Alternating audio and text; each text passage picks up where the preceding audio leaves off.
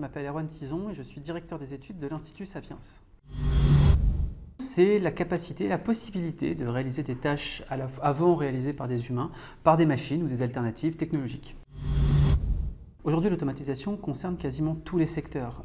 Il faut savoir qu'à l'origine, elle provenait principalement de l'agriculture, lors de la première révolution industrielle, mais elle s'est diffusée très rapidement au transport, au commerce, à la livraison.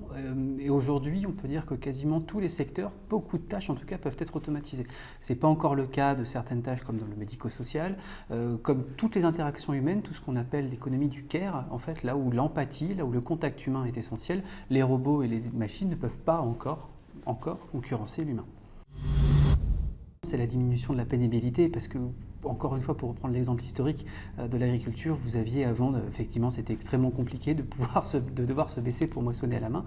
Grâce à l'automatisation, l'agriculture est devenue quelque chose d'un peu moins pénible. Aujourd'hui, on retrouve cette suppression de la pénibilité de l'emploi, que ce soit par exemple dans les entrepôts des géants du e-commerce ou que ce soit dans les caisses automatiques, dans les transports, vous avez effectivement toutes ces tâches-là qui sont supprimées.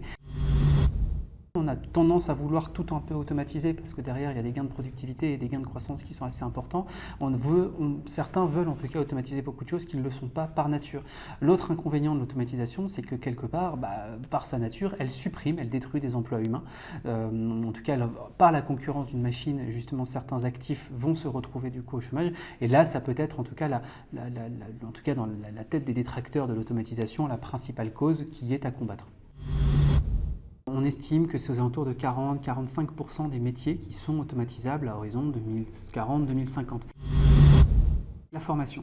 Il faut mettre le paquet sur la formation continue, notamment à destination des actifs dont le métier a été remplacé par une machine. Pourquoi? Il faut tout simplement augmenter le capital humain de ces personnes-là pour leur permettre de retrouver très facilement un emploi, qu'il existe encore ou pas du tout, et surtout leur permettre de se réinsérer sur le marché du travail. Deuxièmement, la réponse doit être fiscale, ou au contraire ne doit pas être fiscale. C'est ça la principale subtilité. La plupart des détracteurs de l'automatisation veulent absolument taxer les robots. Or, pourquoi vouloir taxer la nouvelle révolution qui du coup amène avec elle énormément de gains de productivité et de croissance?